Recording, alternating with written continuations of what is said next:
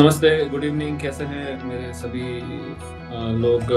मैं आशा करता हूँ अच्छा कर रहे होंगे। होली का त्योहार भी गया है और होली की गिफ्ट भी हमको मिल चुका है टीम इंडिया से। तो उस सब पे चर्चा करेंगे और एक एक्साइटिंग फाइनल जो अभी होने वाला है 2 दिन में, उस पे भी हम बात करेंगे। तो मेरे साथ हमेशा की तरह जुड़ चुके हैं पुनीत। नमस्ते पुनीत, कैसे हैं? नमस्ते धवल, मैं अच्छा हूँ और मैं आशा करता हूँ कि हमारे सारे व्यूअर्स होली का काफ़ी आनंद लिया होगा और होली के साथ-साथ वर्ल्ड कप का भी काफ़ी आनंद ले रहे होंगे। अब खाली बस एक स्टेप अहेड है, हुँ। बाकी है और बहुत ही इम्पोर्टेंट स्टेप है और बहुत ही खुशी की बात है कि इंडिया जो मतलब लड़खड़ाते हुए उतना अपना ए गेम नहीं खेल रही थी, फिर भी लास्ट जो 2 मैचेज़ उन्होंने खेला वो पूरी तरह से जो वो पहले खेलती आ रही थी वैसा गेम दिखाया उन्होंने और फाइनली हम एक और आईसीसी ट्रॉफी के फाइनल में आ चुके हैं। तो देखना अच्छा रहेगा और क्या-क्या हुआ इस हफ्ते वर्ल्ड कप में सेमीफाइनल के पहले, उसके बारे में हम चर्चा करेंगे। तो धवल आप प्लीज़। जी, धन्यवाद पुनीत। आई थिंक ये जो जद्दोजहद चल रही है पिछले 28 दिनों से 20 टीमों के बीच, फाइनली जाके इस रविवार को पूरी होगी। मगर आई थिंक हम लोग लास्ट टाइम जहाँ मिले थे उससे हम लोग शुरू कर रहे हैं। तो आई थिंक हमको 3 सेमीफाइनलिस्ट मिल गए थे और भारत और वेस्ट इंडीज़ का मैच डिसाइड करने वाला था 4th। तो उस मैच को मैं संक्षिप्त में जानना चाहूँगा पुनीत से। आइकॉनिक एडन गार्डन का वेन्यू और सच में बहुत ही आइकॉनिक मैच देखने को मिला। तो पुनीत, क्या यादें आपकी रहेगी वो इंडिया वेस्ट इंडीज मैच का? थोड़ा आप संक्षिप्त में बता सकते हैं? इंडिया वेस्ट इंडीज़ का मैच का यही था, ये एक वर्चुअल नॉकआउट मैच था, जो भी मैच जीतता सेमीफाइनल खेलता और जैसे हमने पहले भी डिस्कस किया है कि ये वेस्ट इंडीज़ भले ही इस वर्ल्ड कप के पहले उतनी थ्रेटनिंग टीम नहीं थी, बहुत सारी टीम्स उनको हरा देती थी, लेकिन जैसे उन्होंने इस टूर्नामेंट को स्टार्ट किया और जैसे वो खेल रहे थे, तो मैंने तो पहले ही कहा था कि वेस्ट इंडीज़ और साउथ अफ्रीका फेवरेट्स लग रहे हैं फाइनल में जाने के लिए और वो उसी टाइप से खेल रहे थे। तो हमने तो बिल्कुल भी उनको ईज़ी नहीं किया था, ना ही हमारी टीम ने किया था और जो चेंजेस किए थे उसके पहले साउथ अफ्रीका से हारने के बाद संजू सैमसन ओपन और वो जो उधर से चेंज आया था, तो वो चेंज हमको वेस्ट इंडीज़ के खिलाफ भी दिखा। वेस्ट इंडीज ने फर्स्ट बैटिंग करते हुए मुझे थोड़ा आश्चर्य लगा कि रॉस्टन चेज और शे हुप हम्म। ओपनिंग करने के गए। रॉस्टन चेज हालांकि उस सलीके के बैटर है नहीं, लेकिन पूरा कॉन्ट्रास्टिंग गेम दिखा। रॉस्टन चेज ने काफी अच्छा गेम दिखाया T20 के हिसाब से, काफी डोमिनेट किया, लेकिन दूसरी तरफ शे होप ने काफी स्लो इनिंग्स खेली। आई थिंक वही जो है उसी की वजह से आई थिंक वेस्ट इंडीज जो है वो उतना स्कोर नहीं कर पाई, एक इनिंग स्कोर नहीं कर पाई, जिसकी वजह से इंडिया को इतनी मतलब 200 प्लस का स्कोर नहीं मिला। मुझे लगता है कि शे हो थोड़ा एग्रेसिवली स्टार्ट करते हैं तो आई थिंक और थोड़ा मुश्किल हो सकता था, लेकिन लेटर स्टेजेस में वेस्ट इंडीज ने जैसे वो खेलते आए हैं, उनके जो प्लेयर हैं जेसन होल्डर, शर्मैन, रदरफोर्ड और रोमन पावेल, उन लोग की अच्छे इनिंग्स की बदौलत वेस्ट इंडीज 196 का टोटल खड़ा कर पाई। और वर्ल्ड कप में भले आप ऐसे नॉर्मल मैचेस में 200 250 प्लस की बात करते हैं, स्कोर्स होते हैं, लेकिन वर्ल्ड कप में 196 और इतने क्रिटिकल स्टेज पे चेस करना वाज नॉट इजी टास्क। और इंडिया की शुरुआत भी वैसी ही रही। अभिषेक शर्मा एज यूजुअल, काफी सारी उम्मीदें हैं, काफी सारा उनके ऊपर बेट लगाया गया है, लेकिन जिस हिसाब से वो आउट होते हैं वो जल्दी आउट हो गए। लेकिन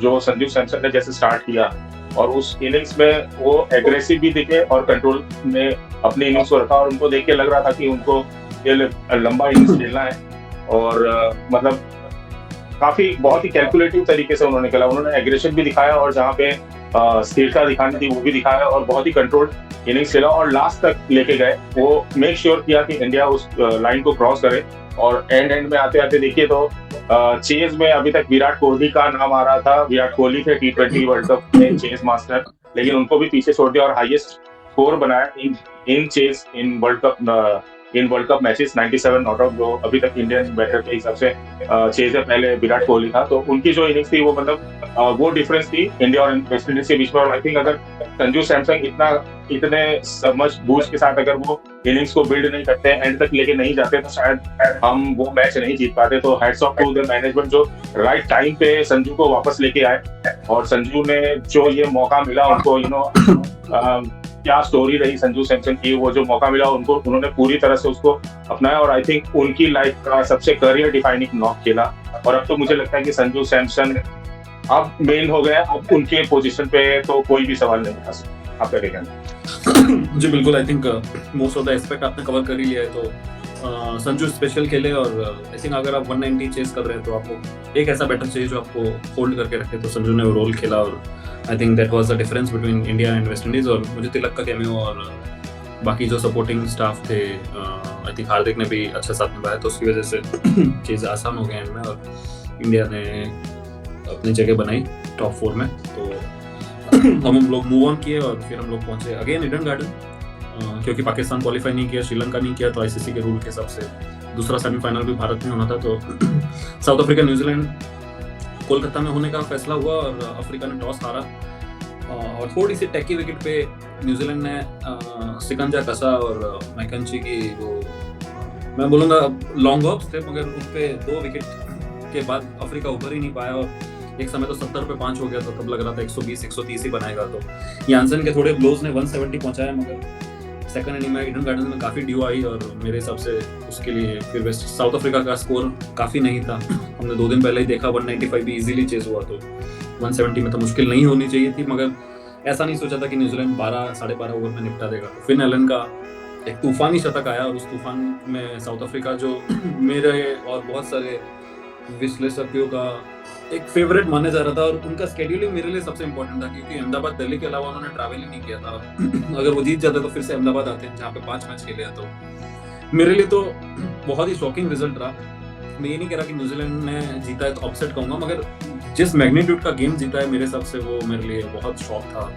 आई think South Africa so close yet so far वाली कहानी फिर से कंटिन्यू रही। मैं सी वर्ड का यूज़ नहीं करूँगा, क्योंकि आई थिंक वो लोग ऑलरेडी WTC चैंपियन हैं और काफ़ी कुछ हासिल किया है, तो मैं उनको डिसरिस्पेक्ट तो नहीं करूँगा। मगर आपका संक्षिप्त में जानूंगा, साउथ अफ्रीका क्या आपने फिर से एक्सपेक्ट किया था, और ये मैग्नीट्यूड का तो आपने भी शायद नहीं सोचा होगा। मैंने क्या किसी ने भी नहीं सोचा था। और इस वर्ल्ड कप में अगर आप देखा जाए, जैसे हम पहले के वर्ल्ड कप्स की बात करते हैं, जैसे 92 वर्ल्ड कप की बात करते हैं, तो उसके अंदर भले पाकिस्तान ने जीता, लेकिन वो वर्ल्ड कप रहा था न्यूजीलैंड का।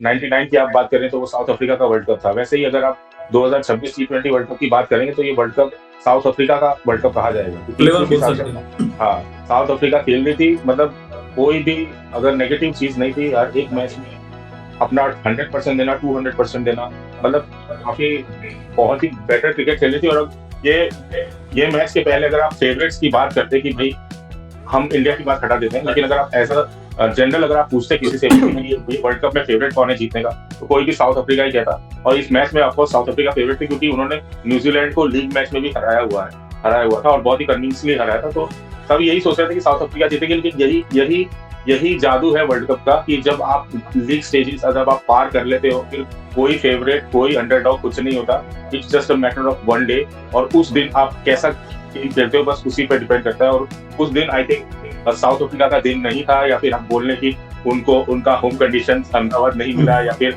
वो डिफरेंट वेन्यू पे खेल रहे जो भी है, बट उस दिन उनका दिन अच्छा नहीं था। और जैसे उन्होंने कहा कि मैकेंची की जो पहली ओवर आई उसी में वो ऐसा लगा कि अब वो पूरी बैकफुट पे चली गई, और फिर वो जो बैकफुट पे गई, बट ऑब्वियसली मार्को यानसन ने लास्ट में काफी उनको सपोर्ट किया, उनको उबारने की कोशिश की, लेकिन आई थिंक वो बहुत लेट हो गया था। कि जैसे आपने कहा कि हमने last match India West Indies का भी इंडिया ने इजीली तो नहीं कहेंगे, लेकिन इंडिया ने बहुत कंफर्टेबली चेस किया था 195 तक। तो न्यूजीलैंड के लिए भी 170 का जो टारगेट था उतना हार्ड नहीं होने वाला था, अनलेस अगर साउथ अफ्रीका की तरफ से कोई मैजिकल स्पेल आता, जो हुआ नहीं। और जो शुरुआत की और जिस तरीके से न्यूजीलैंड ने चेस किया, तो अब जो फाइनल होने वाला है, तो जो टीम है इंडिया, उसको बहुत ही सावधान रहना पड़ेगा, क्योंकि जिस तरीके से फिन एलन और टीम साइपर्ट ने शुरुआत की न्यूजीलैंड की, और जिस तरीके से न्यूजीलैंड ने सिर्फ 13 ओवर में चेस कर लिया 170 का टारगेट, तो ये तो किसी ने भी एक्सपेक्ट नहीं किया था। और ये सीधा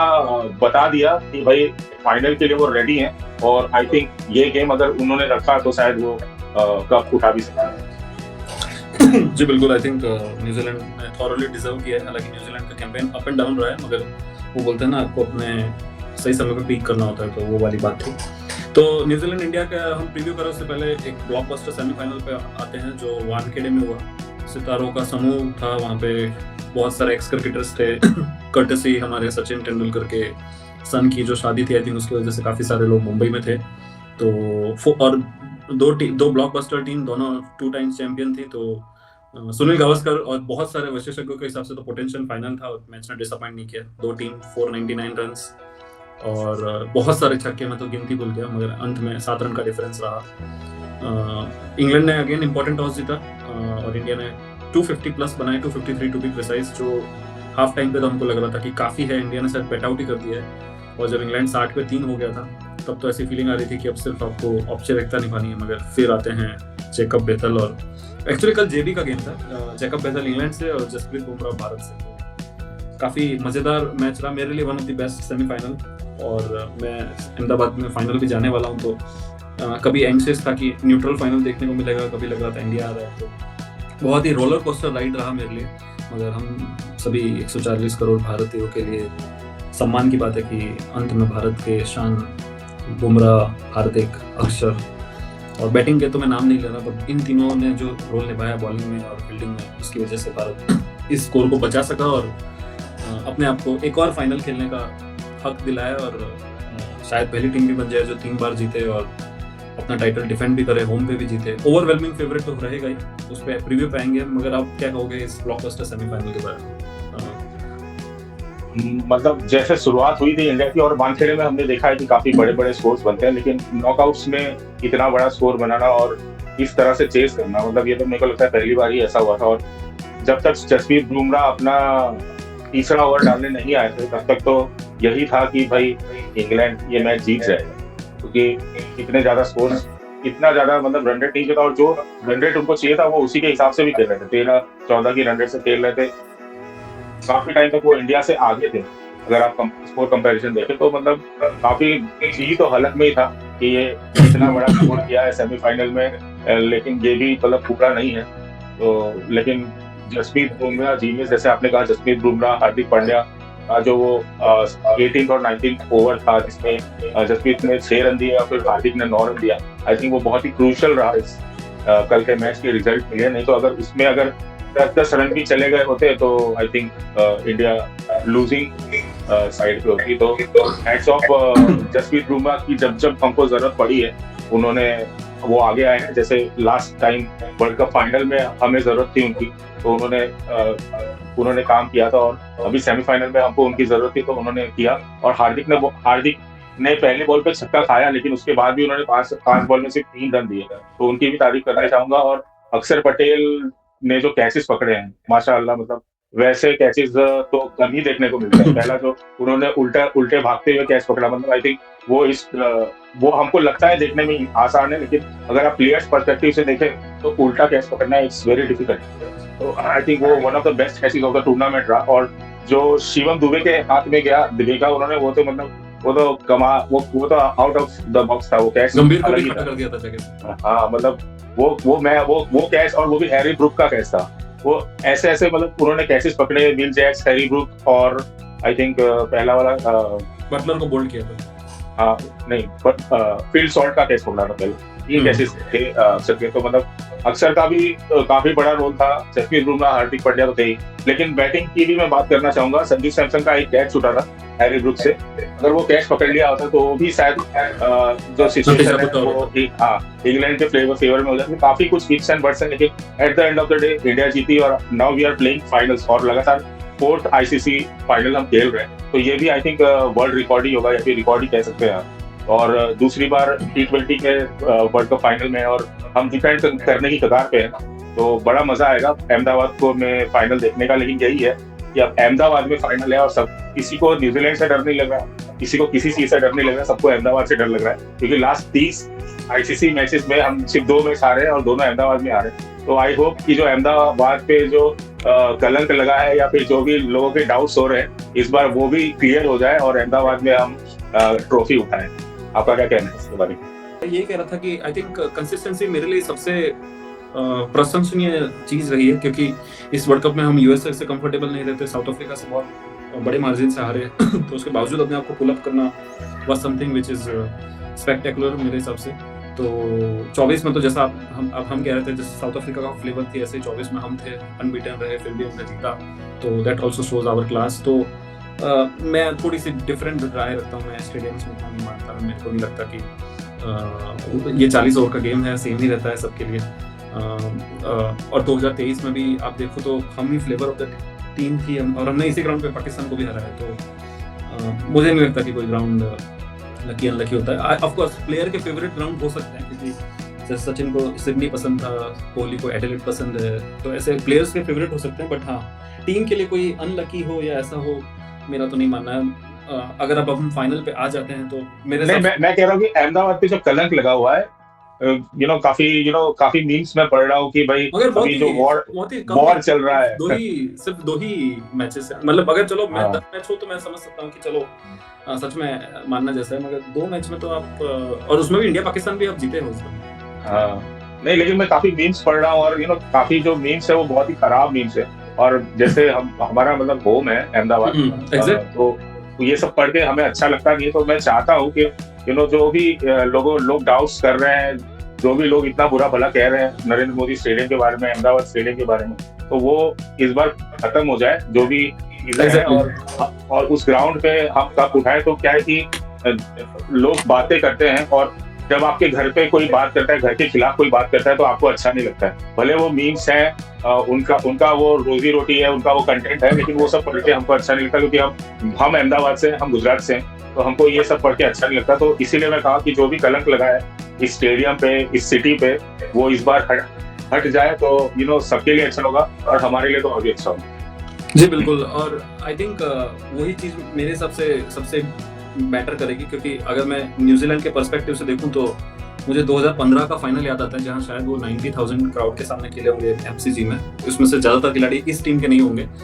तो अब यहाँ तो मैंने जो सुना है 1,30,000 लोग एक्सपेक्टेड हैं। 2023 फाइनल भी मैंने देखा था, तब भी इतना ही क्राउड था, और इस बार भी इतना ही होने की शक्यता है। और अब तो काफ़ी नामी गिरामी सितारे भी आएंगे, रिकी मार्टिन हैं, अरिजीत हो गए, फाल्गुनी पाठक हो गई। तो मुझे लगता है कि जो क्राउड और जो माहौल बनेगा वो शायद इंडिया के लिए 12th में वर्क कर सकता है। तो अगर आपको स्टार्ट या मोमेंटम मिल जाता है तो मैं तो लोग बोल रहे हैं कि काफ़ी डेंजरस टीम है न्यूजीलैंड, मैं भी हल्के में नहीं ले रहा। बट अगर साउथ अफ्रीका आती तो मैं शायद बोलता कि 50-50 है, या शायद साउथ अफ्रीका स्लाइट फेवरेट है। बट इंडिया न्यूजीलैंड है तो मैं तो पर्सनली 80-20 पे जाऊँगा। आई थिंक मुझे नहीं लग रहा न्यूजीलैंड में वो दमखम है कि वो हमको फाइनल में अहमदाबाद में 1,30,000 लोगों के सामने हरा सकती है।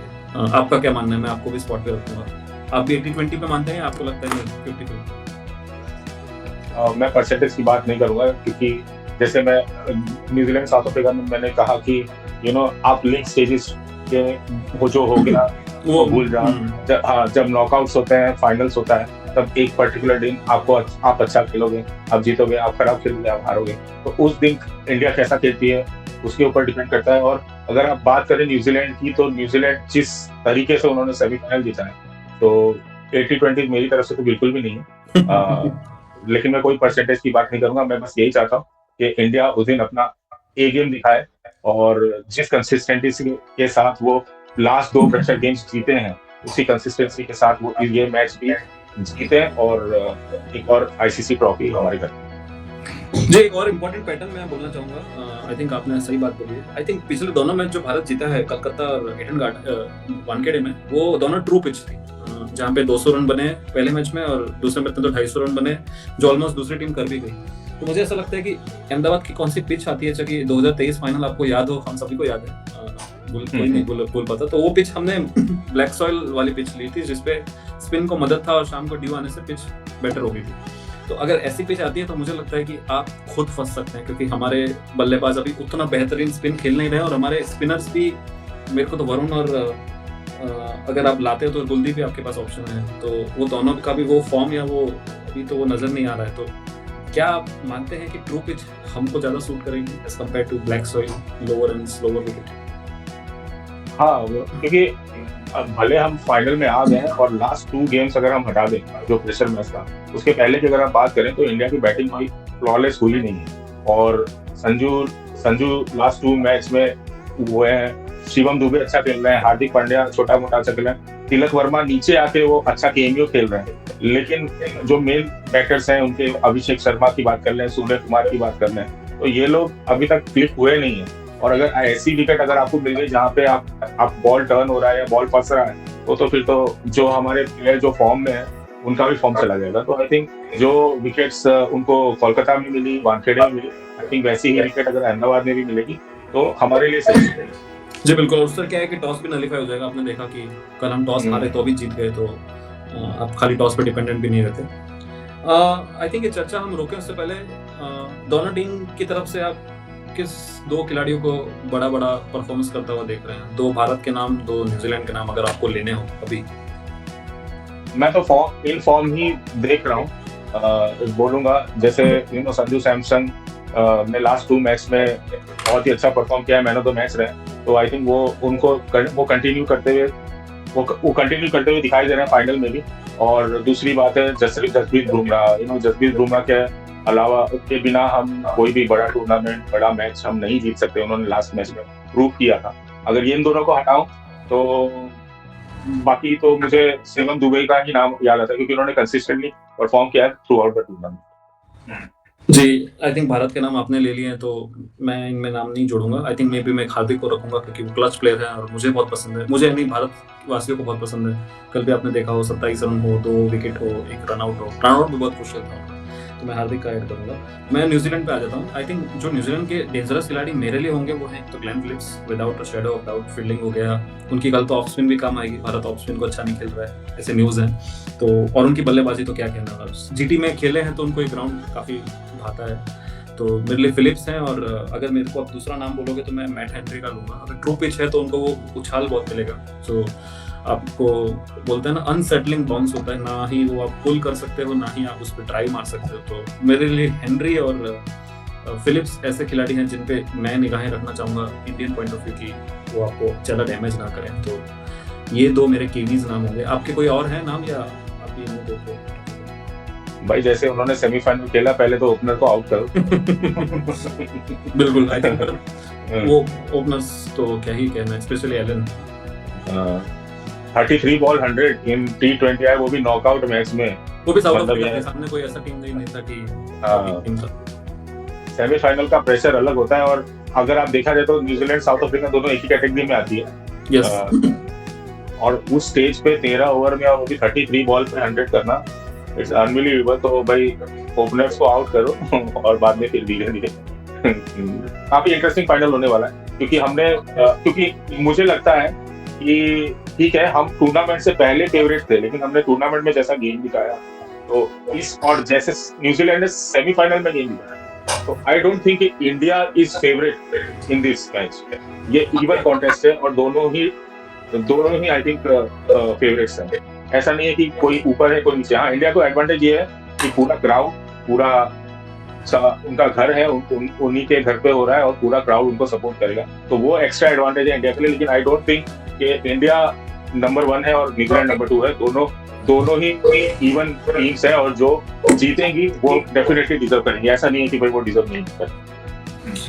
जी बिल्कुल, मैंने तो अपनी राय इस मामले में पहले ही दे दी है तो रिपीट नहीं करूंगा। बट हाँ, न्यूजीलैंड डेंजरस टीम है तो मैं डेफिनेटली उनको हल्के में नहीं लूंगा। बट हाँ, मेरे लिए India starts as overwhelming favourite just because उन्होंने वो लाइन क्रॉस की है और मैक्सिमम प्लेयर्स उस इरा से आए हैं जिन्होंने 2024 खेला हो, सूर्य हो, हार्दिक हो, बुमराह हो, अक्षर हो, तो एक्सपीरियंस है उनके पास। तो मेरे को लगता है वो कहीं ना कहीं काम आएगा। तो मेरी और 140 करोड़ देशवासियों की यही आशा है कि हम मंडे जब डिस्कस कर रहे हो तो भारत का 3rd टाइटल कैंपेन डिस्कस कर रहे हो। इसी उम्मीद के साथ आई थिंक हमारा एक ट्रिविया क्वेश्चन पेंडिंग था, उसका आंसर आज मैं लेके आया हूँ। तो most runs score by any player in a T20 world cup history. I think मेरे को नाम मैं लूंगा बट वो नाम किसी के लिए सरप्राइज नहीं होना चाहिए। विराट कोहली है, 1292 रन। एक एडिशन में भी उनके नाम सबसे ज्यादा था 319 2014 में, मगर साहिबजादा फरहान ने इस एडिशन में 383 बनाए हैं तो वो रिकॉर्ड टूट गया है। और कोहली की सबसे ज्यादा 50+ स्कोर भी हैं, 15 50+ स्कोर है, जबकि सेंचुरीज में रिकॉर्ड है गेल और साहिबजादा फरहान जिनके नाम 2 शतक है। और बॉलिंग में आई थिंक आप कोई गैस लेना चाहोगे कौन हो सकते हैं? Shakib Al Hasan. You are right, 43 wickets के साथ शाकिब काफी आगे हैं। नंबर 2 पे अभी आदिल रशीद हैं जो शायद 38 और 40 के बीच हैं, मगर अब मुझे मुश्किल लग रहा है क्योंकि अब अगला वर्ल्ड कप एक्चुअली 28 में है, मगर वो 28 के नवंबर में, तो आप मान के चलो अगला T20 वर्ल्ड कप ऑलमोस्ट 2.5 साल या ऑलमोस्ट 2.25 साल दूर है। तो मेरे को नहीं लग रहा राशिद, इंग्लैंड वाले राशिद उसमें खेलते नजर आएंगे। तो देखते हैं। शाकिब के नाम रिकॉर्ड है 43 विकेट के साथ अभी, और हमारे जो फेवरेट राशिद खान है अफगानिस्तान के, उनके नाम अभी 27 विकेट, तो वो शायद उस फहरिस्त में आगे आ सकते हैं, मगर हाँ अभी भी फासला है। ओके, तो ये तो पिछले ट्रिविया के सवाल हो गए। आप कुछ लाए हो ट्रिविया या फिर हम अभी इस शो को यहीं समाप्त करते हैं? आई थिंक हम इस शो को आज यहीं समाप्त करते हैं, कोई ट्रिविया है नहीं। ओके। फाइनल का वेट करते हैं, अभी 2 दिन है और माहौल बनाते हैं और देखते हैं और एंजॉय करते हैं। अहमदाबाद में ही है, आप तो जाने वाले हैं स्टेडियम में। जी तो बिल्कुल, हमें वहाँ से मैं पूरा अगले दिन आपको पूरा एक्सपीरियंस साझा करूंगा, जो रिकी मार्टिन हाँ। और सारे परफॉर्मेंसेस हैं वो, और बाकी मैच कैसा रहता है मेरे लिए वो मेन है, तो सबका साझा करूंगा। और उम्मीद है कि इंटरनेशनल वुमेन्स डे पे हमको वो खुशी मिलेगी जो मेंस डे पे नहीं मिली थी। ठीक है, on that note thank you हमसे जुड़ने के लिए। आप हमारे को लिख सकते हैं कमेंट्स में और हमारे को रीच आउट कर सकते हैं अगर आपके पास और सुझाव हैं। धन्यवाद हमारे साथ जुड़ने के लिए। Thank you.